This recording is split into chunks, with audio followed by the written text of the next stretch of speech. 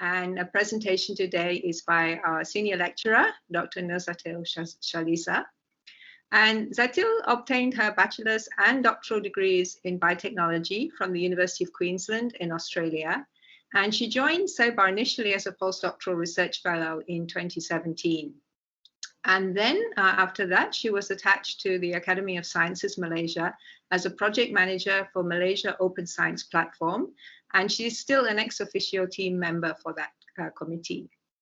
She became a senior lecturer in SEBA in 2020. And here she continues to work both on the Open Science Initiative as well as research in the field of plant biosafety and security, with research expertise in applying qualitative methodologies to study legal, policy, and social dimensions of new plant breeding techniques, including RNAi. In 2020, Dr. Zatil was selected as a delegate for the top 100 leaders of tomorrow for GAP Summit Global Biotech Revolution, and she was among the finalists for the top 8 voices of tomorrow. She has also represented the Malaysia Open Science Platform at the Global Young Academy Open Science Working Group since June 2020, and she's actively involved in the ongoing training of trainers for data stewardship of open science. So that's enough of me talking. I now invite Zatil to share with us her presentation on the open science concept and the ongoing national initiative for open science platform in Malaysia. Thank you very much, Prof. Jenny, for a very nice introduction. Let me just start sharing my screen first, and I'll start the presentation. Okay. All right.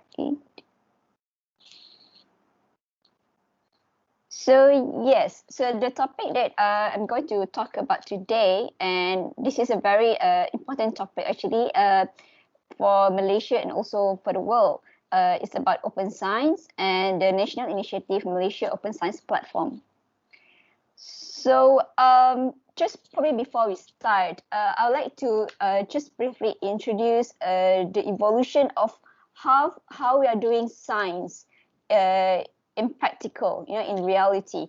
In the past decades, the scientists, we actually write down our research results, the notes, mainly on using pens and papers. But then with the introduction of the internet and computers, we now change the way we do science, and then that actually leads to the trend of we share data. With the ease of the internet, we can share data. And with that, actually, resulted to the accumulation of the created research data. And that is why we definitely need new ways to store and record research data. So the idea, the message here that I want to highlight is how actually that we can better store and manage our research data, for that be able to be shared and reused for other purposes. So just before I introduce about Malaysia Open Science Platform, let me just give you a brief introduction about what is open science. So in general, open science has many definitions. There's no universal definition for open science, in fact. So it depends on on the institutions or like UNESCO or ECD, they define open science differently, but not so different, in fact, actually, because the core is really we want to share data and make the data available to everyone to access, use, and share. But of course, it has to be with certain conditions, and depends on the types of data. So if you look at the first sentence, it's really now open science is actually different to open data. So if you look at what is the definition of open data? Open data means that all data can be shared at no restrictions, at no cost, at no circumstances. Whereby for open science, we actually has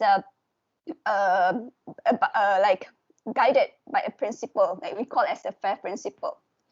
So an important notion about open science is actually we need to make sure that the research data is produced with integrity in an open, reliable, and reproducible fashion. So as I said earlier, data sharing is guided by the FAIR principle. So what is the FAIR principle? So FAIR actually is an acronym of a long term we call as a findable, accessible, interoperable, and reusable. So for findable, basically we mean that it means that the research data can be easily found by both humans and computers. So for example, like if you we have a publications, we have the DOI, that kind of a persistent identifiers. That is one of the tools that we use to find a publication. So same goes to research data. We need to have that certain identifiers to make it findable. And same goes to the metadata. So metadata is actually the data that describe the data itself. So for example, you have the publication date, you have the name of the authors. So these are some of the criteria that we use as a metadata to find a research data. The second one is the A, which is accessible, meaning that the data can be retrieved using the outline protocols. So the names of the protocols can be quite technical actually, but really besides of the protocols, there are also certain rules or legislations that actually guide the accessibility level of the data, meaning that not everyone can access certain types of data, like for example, human data, so some of the data are quite restricted, and it is still, we call that as a fair data. So the third element is the I, which is interoperable, meaning that the system can be used with other tools. Usually we use the metadata. It has to be kind of like universal metadata, so that the system can like communicate between one another. And also, if you're an IT people, I'm sure you are quite familiar with the API, the Applications Programming Interface. So these are among the tools that we can use to make sure that this system can communicate with another system. The fourth element is the R, which is reusable, meaning that data must be well defined in such a way that, for example, like in Europe, for example, for every researcher, they need to write a data management plan. So these are among the tools that we use to make sure that the data that will be produced from a research project is well defined, and of course it can be used for different purposes and in different settings. So even for the reusability of the data, there also will be some limitations to it, like depending on the licensing agreements, licensing terms, even it could also depending on the agreements if we are doing collaborative projects with others. So I would say that there's it's not like open data, like you can just reuse the data with because it's usually shared under the Creative Commons license. But for the fair data, it really depends on how the researchers and the data stewards define the condition of reusing the data. Okay. So moving on to the national initiative, which is Open Science. So actually it started quite a few years back, was launched in 2019, 7 November, initiated by the Ministry of Science, Technology and Innovation, MOSTI, managed by the Academy of Sciences Malaysia through the Malaysia Open Science Alliance. So this is, we started as a pilot project. It's a 2 years pilot project.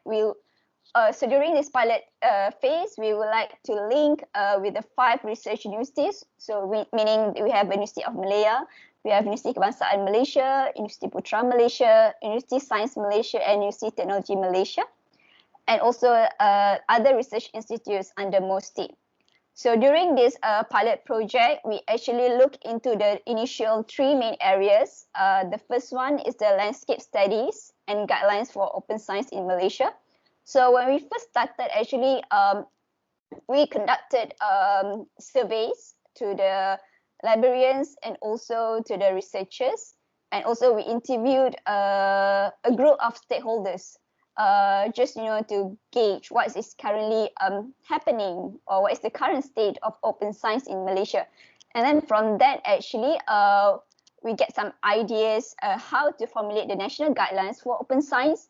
And actually, in fact, the first these two milestones have been completed by the academy. The second one is the capacity building and awareness. So during the landscape study, and even actually when we conceived the idea of Malaysia Open Science Platform, we realized that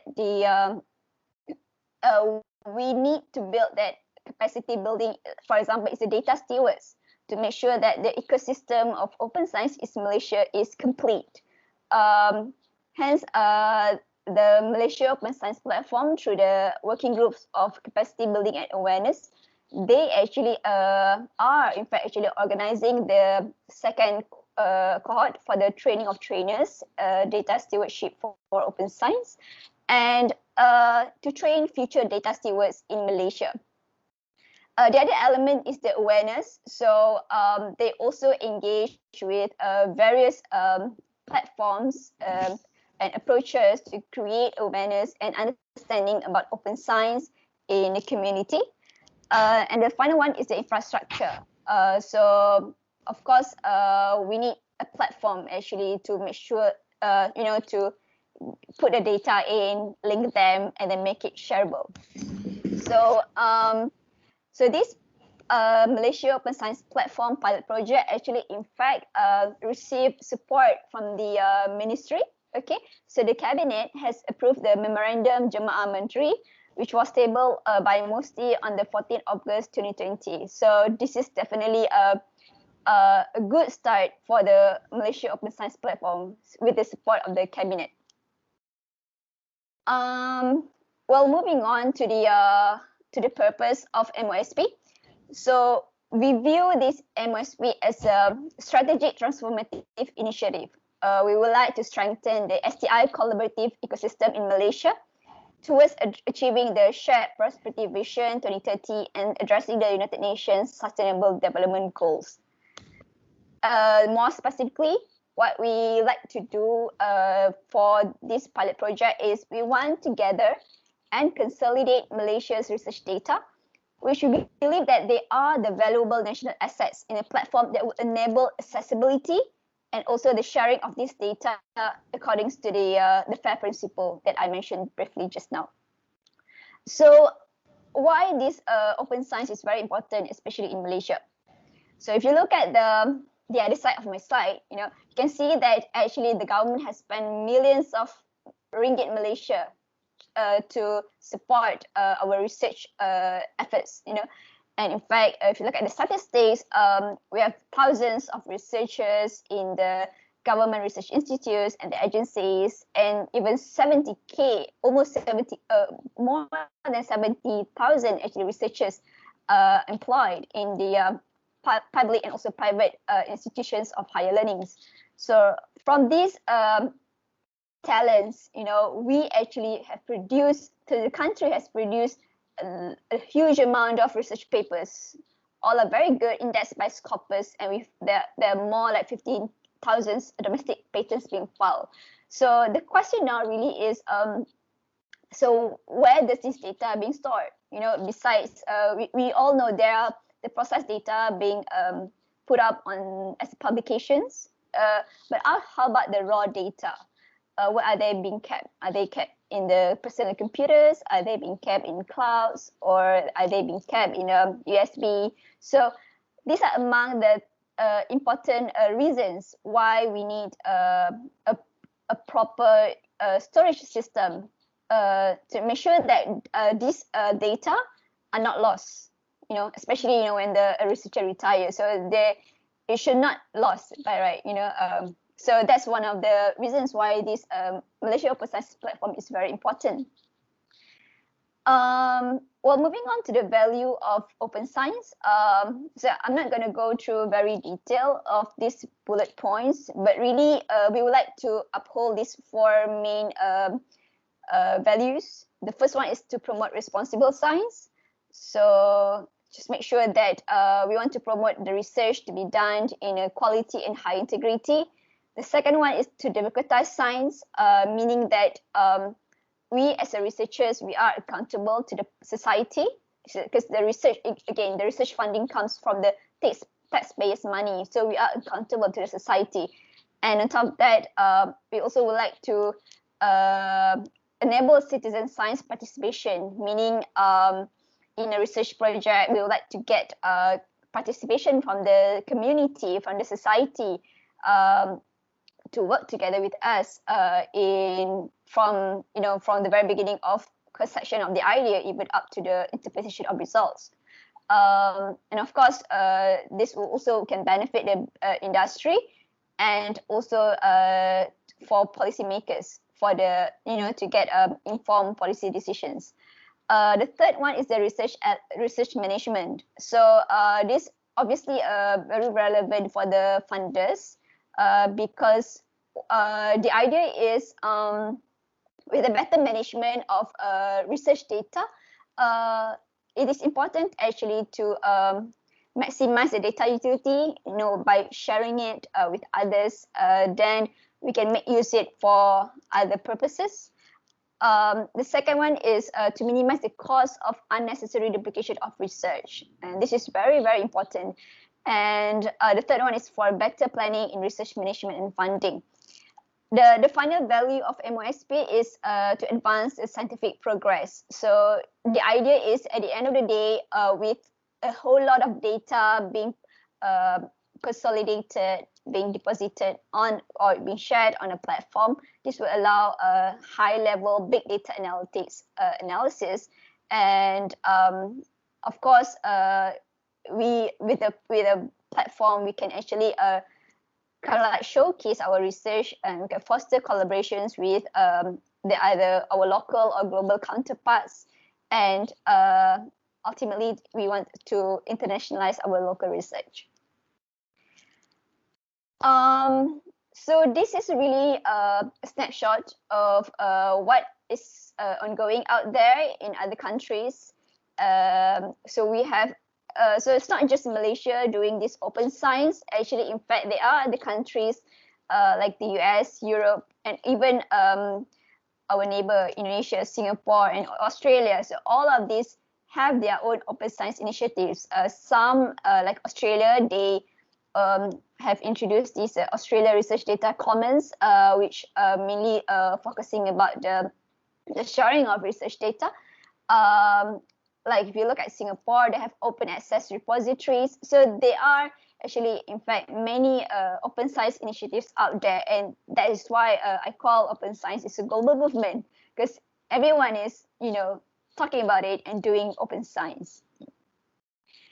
So besides countries in the world, the open science also been recognized at the national level. So we have several important regional players like UNESCO, ISC, and OECD. So all of these, they also championed open science, and champion and promoting open science. So, so when we actually develop or conceive the idea of and trying to materialize Malaysia Open Science Platform, we also actually engage with international agencies who have been working on open science in the past years. Like for example, we consulted a lot with the Australia ANDS. I remember it's Dr. Ross Wilkinson. So because they have been doing open science for, like Australia, they have been doing it since 10 years ago. So they know the tips and tricks, what are the pitfalls, what are the tips and tricks, to make it open science a reality. So we also talked to OECD, ISC data, and also the Japanese people, just to learn the best practices of open science and to materialize this Malaysia Open Science Platform. So these are the pictures that we captured when we had an event before COVID-19, before the pandemic. We were lucky that it was held before that. So on top of that, actually, Malaysia has been very serious about this open science. We actually hosted the APEC community joint statement about open science. And what we really would like to mention here that, again, open science does not require that all data are fully open and accessible. So they should be available under well-defined conditions. And that is why we support the fair guiding principles. So rendering the data findable, accessible, interoperable, and reusable. So this is an excerpt from the joint statement that was endorsed by the APEC community. Next is this is the structure of the Malaysia Open Science Alliance. Okay, so we're talking about alliance is really, if you call it in Malay, it's a pemegang taruh, meaning that the idea is, we want this to make it everyone working together. Okay, so that is why we have many stakeholders on board as the alliance. We have the Academy of Sciences Malaysia, we have MOSTI and MASTIC. We also have the government agency Mampu, and then we have the Ministry of Health, Malaysia Research Institute Network, and also IS Europe as our international counterpart. So again, as I said earlier, the pilot initiative, we would like to link the platform with the 5 research universities. This is the pilot project. I think I briefly mentioned about the focus areas for the pilot phase of this MOSP.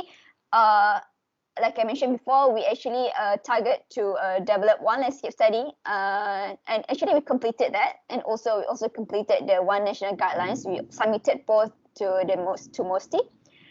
We are now training 200 data stewards. We actually has trained the first 50 data stewards last year.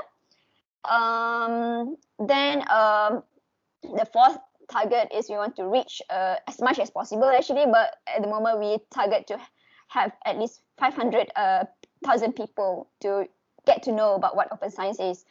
And of course, thanks to SEBAR actually for providing an opportunity for us to talk about open science. This is one of the activities actually that help us to promote open science and MOSP to the public. And finally is to develop and execute one platform for our research data sharing, and we hope that will be executed by end of this year. I think this is a very important slide, actually, especially for the researchers and also data stewards who might want to know how this architecture or how does the platform works. So Malaysia Open Science Platform, actually, we are in the middle. If you look at the slide, we are in the middle. We is a portal that harvests the metadata of raw research data. So where does the raw research data sit? Yeah. So all the raw research data sits within the institutional repositories. So each university will have their own data management policy. They have their own data stewards. So in fact, when we want to train these data stewards, we call the librarians, research managers, and even the researchers from these universities. And we train them about this knowledge and skills to be data stewards. So these are the future data stewards that will help researchers when they want to implement the open science at their own respective institutions. So again, we sit in the middle. We harvest the metadata. So let's say there's a user coming in, typing in any keywords, So then they actually will be directed to the repository of the institutions to get the raw research data. Okay. Okay. So moving on to the time frame of MOSP. Of course, we believe that MOSP is not just a 2-year pilot project. We definitely have our own short-term, medium-term, and long-term vision. At the moment, we are really in the stage between 3, 4, and 5, okay, where we are building our own capacity and also putting up the platform. After that finish, so we plan to actually integrate MSP with the national repositories, and after that, hopefully we will link it to the regional and international platforms, and after that we're going to enhance the platform. Okay, so that's the goals that we have for Malaysia Open Science Platform from 2020 last year until the next 10 years in 2030. So probably this is the last slide that I have. So again, I would like to reiterate some of the benefits of open science. For example, for the researchers in developing countries can actually see what is our work from Malaysia. For the taxpayers, of course, when we maximize the data utility, they get the value for money.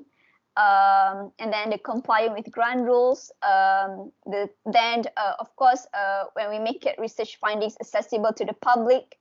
But again, as I said, there are certain levels of accessibility. So next is the policy decision will be evidence-based. With the changes nowadays, of course, when you share more of your research and if it's very impactful, you contribute towards the higher citation rates. Next is to give opportunities for the practitioners to apply research findings.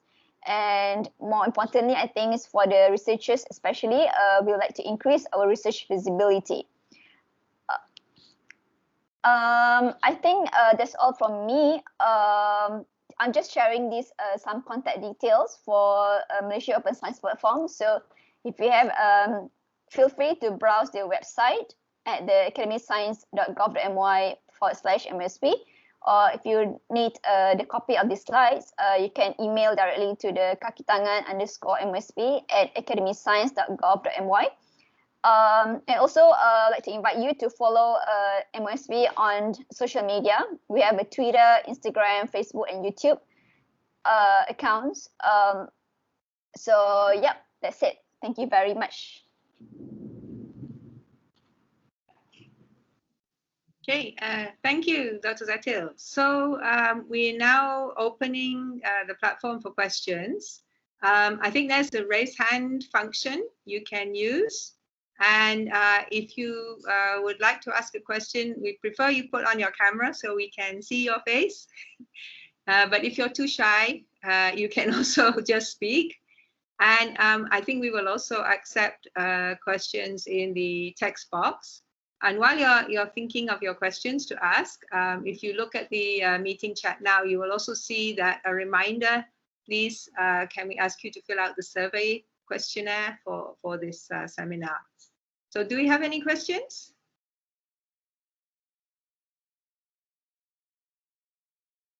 I can come up with one while we're waiting to see if anybody else. I have, maybe this is a tricky one, but I'm sure it's something that has come up, Zatil. You know, today in our publishing ecosystem, we are always at this stress of page charge, you know, the cost of sharing your data, even in the existing publication system, is often a barrier for us to maybe send to certain journals or to communicate. And as we've seen, even though the people might be using their own repositories, they still require some expertise for curation. Presumably that comes with some cost. So what is the conversation about how open science will be funded in terms of you know, access and sharing the information? Just as we see with publications, you don't pay to read them mostly. Sometimes you do pay to read them, but you also have to pay to publish them. Is it going to be like this for our open science? You mentioned about publication, which is processed data, right? For Malaysia Open Science Platform is about the research data. So that's before it's being published. Okay, so whether there's going to be a fee to do it. At the moment, it's a fully funded government project. Definitely, it's a free for no cost. Yeah, but if you're talking about the talent or people involved, we actually train. We kind of like provide training to upskill the existing people in the workforce. So by that means that there's no additional charges in that case. Okay, so that's at this pilot stage, because presumably the curation, this is adding your metadata tags and things like this. It does require some time and some expertise, right? So although you say it's just raw data, it's not just raw data. It has to have the right metadata to be useful. It has to have the right metadata. So that's the part I'm concerned about. So it's still going through a process in the same way that publishing a paper will. So has there been any thought of beyond the project, who will fund that? Is that got to be picked up by the library, or who is going to look after that? If you're talking about the between now to the 5 years time, it's still going to be the government who's going to take care of it. But after that, there needs to be a sustainability plan. In fact, actually, to have some income generations that definitely there needs to be a way to do it to fund it. Yeah. So what you mentioned that countries like Australia may be more advanced on the activities. Do they have some ideas on a model for that? Yes. So the way how they do it is basically they put it like they make it like a project basis. So probably this number is not static, but let's assume that it's 50% from the government. That comes from the government, and another 50% comes from the consortium of institutions. Probably there are 4 or 5 universities working together on a big project, and they, it's like match funding, yeah. And that actually, they use the money to actually fund the whole, fund the platform. Yeah, that's how they do it. But if I may say, for the European, for example, their approach is quite different. I can only comment on how they actually train their data stewards, which is very interesting. Because what they actually do, they are quite supportive in the way that they actually train new PhD graduates, and they absorb these people to be in the workforce to just help the data curation. So it's a very different approach than us, and it is understandable that because it's not easy, to create a new job position in Malaysia. We have the different grades, so it's not that easy. But of course, it can be done. It just needs time, right? So that's why during the pilot phase, we are looking into upskilling rather than creating new jobs. But of course, that would be fantastic if we can do that. Yeah. And presumably, if there are people who are thinking that this might be a good career for them, is it necessary to be a programmer, or you don't have to do programming for the curation? Knowledge about software, like I think maybe like R or Python. I'm not quite sure what software actually, but a little bit some familiarity about software would be nice. But the way I see is more on the skills that the librarians have. Right. Like data cataloging, knowledge about metadata. Those are the skills, the knowledge that the librarians already have. But on another note, it is also important to be subject specialists. So that's why European train the PhD graduates, because they know, they are well rehearsed about, the validation of methods, for example, because they are trained to do it, and that's also good knowledge, Yes, I mean, I don't think the bioinformaticians is the number one thing, but rather I look at it as the librarian skills as well as the familiarity about the subject itself. Yeah. And what sort of data? I mean, we know that already things like sequence data and so on, they're already in a way, there's already open science going on. You know, you have your GenBank and CVI and so on. This is already, in fact, a kind of open science. And but presumably, this open science platform is more than just like sequence data. It's other types of data too. Yes, definitely. There are many data out there that well, I can briefly mention maybe chemistry. Like they have NMR data. That there's no. I don't think there is a database that store NMR data. But although they are actually like you know, they can use a SciFinder. If you look at for certain molecules, you draw it, then certain molecules they actually have been tagged with their own spectrum. But really, it's not just about like we all know molecular biology data, chemistry data. There are also data from the very useful one will be from climate data, and also biodiversity data, because researchers, they work in a very niche area and it's impossible for them to, you know, do everything on their own. They need to share, definitely, absolutely. Yeah. Thank you. Any questions from other people? I can keep going, but it's more like an interview, so I don't want to do that. I can take this offline with Zatil anytime. So questions from other people. Don't be afraid of asking what you might think is a very silly question. It's a very new topic. Fikri, yes. Yeah, hi. Go ahead. Hi, thanks Atil for the talk. I'm just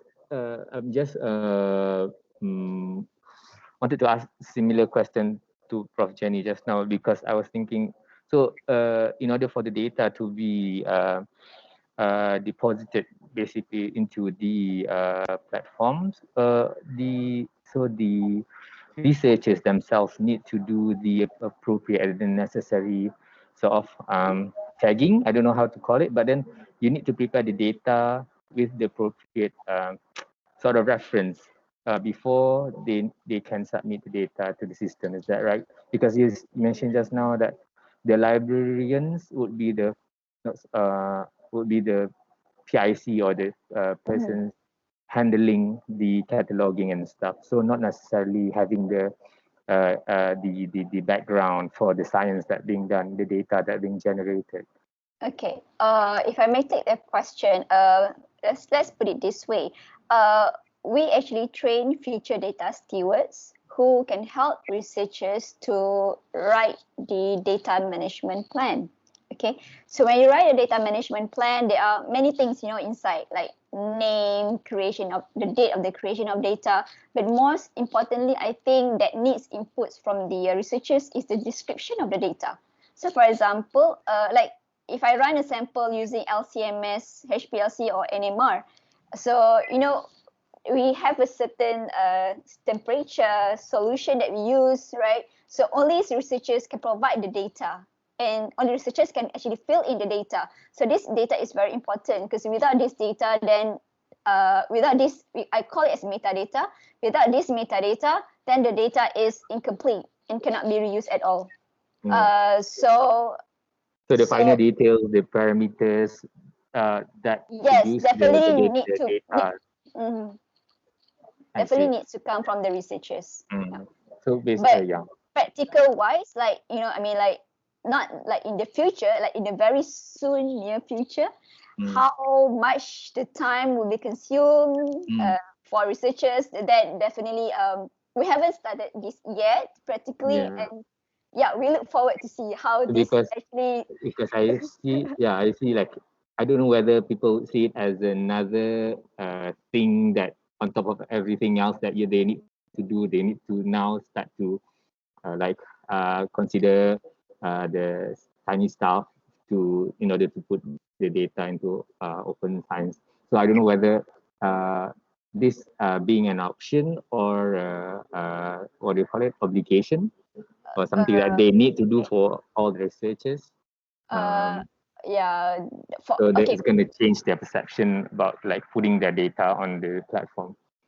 Again, it depends on the approach, the carrot and stick approach. You know, I mean, we can suggest to the funders to make it an obligation. I mean, in fact, like if you apply, I was gonna butt in there. Yeah, I think that some of the initiatives is actually tied to funding. So this some grants, when you write the proposal, at the proposal stage, you need your data management plan as part of your proposal.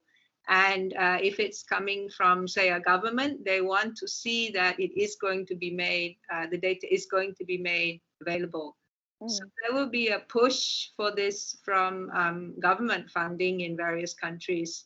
So that, it will not be the researchers say they don't want to do it. If they don't plan to do it and have that in their proposal, they can't even get the funding. So I think the direction of research will change, especially for public money, a lot of these public grants, because around the world, the public is starting to say, why is my tax money going for something and you don't see the data, right? So it's actually, like Zatil is telling you, is all over the world, the same movement is from the same kind of reason that the public is funding a lot of the research that goes on. So they want to feel they can see the data that is more transparent. Yep. Thank you for the question. I actually have this, like to share this conversation. I had this conversation with my colleagues from the Global Young Academy. We kind of like talk a little bit briefly about like how equitable open science will be. So this could be a different side of open science, you know. Like for example, we talk about public taste. It's a tax-based money. Okay, let's say imagine that if we let's say researchers from the developing country, any African countries or any developing countries from the Asia, they share data and they make it accessible to developed countries. And let's say researchers or industry from the developed country, they use the data and they make use of the data to bring innovation products or anything, but they are not paying tax in the developing countries. So how does that work? So these are the things that I'm just going to share this with you. We actually haven't had any answers to it yet. I mean, we are still discussing what is the way forward for how to not mitigate, more like how to manage this sort of issues when we do open science. I understand because I think the same questions have been raised about like the production of vaccine. I think that sort of play around the same idea of like having the access to data and in order to be able to produce the vaccines for especially for the poorer countries that have very is having hard time to access the vaccines right now. So yeah. Yeah, I think that's going to be a very big point. And then but I think the other thing is that as Atil did explain in the definition, open science doesn't mean it's free. It doesn't mean it's given away to everybody. It just means it is possible to share the data. And you can't come to some arrangement whereby you are compensated for use of that data. And I think that will be able to be in the system. That's why I was asking about these sort of like the publication charges. You have the two models, the one where you pay to publish and everyone sees it for free, or you don't pay and people have to pay to see it. And I think the same thing can be within this open science, that open isn't free. It means it's possible to get access, but maybe if you are from a developed country or you're from an industry, you are going to have to pay to see the data. So I think then it's not automatically shared. The other thing is what is shared is the metadata, not the actual data. The metadata is shared for free. But to see the actual data, there is another level of agreement that must go on. So you're not just giving everything away when you go into the open science system. But how to manage that and how to negotiate those things, that's going to be also very interesting. And I shouldn't think it's going to be very easy. And I think there will be cases where people do get exploited. So it's something that is very important to be aware of. Yeah. Good questions, Dr. Fikri. Yes. Anyone else? How many people had not heard of open science before this? I mean, yeah, you read the flyer and you came, so you heard of it, but did you know what it was? Anybody? Because I think it's still quite new for most people. Yeah, for me, it's just recently last year, like when actually from Zatil as well, because since Zatil is working on before that, like I have no idea about open science. Yeah, but I think it's something to be aware of. It can be very powerful. It can be a way, as Zatil mentioned, of getting more people to know what you did and actually more value out of the research that you have done, so that more people could use it, which is a good thing.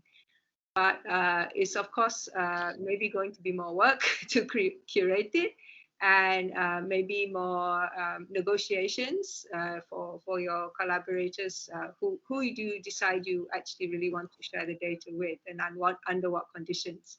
So that is all part of the curation as well, I think. Okay, I'm looking at the time. I think we probably will wrap it up unless there are any more questions. I'm looking anything in the chat. Oh, thank you for replying in the chat, Dolly. And I also, please, if everybody could look at the chat and see the Google form, please, I request you to help us with the feedback. And if there are no more questions, I think on behalf of everyone here, I would like to thank Dr. Zatil for a very nice presentation, a very good introduction to the initiative. And maybe we will ask her to give us an update again later on. And I think some of you here may also be undergoing some of the training, so you might have another perspective after that as well. So thank you very much, everybody, for being with us today.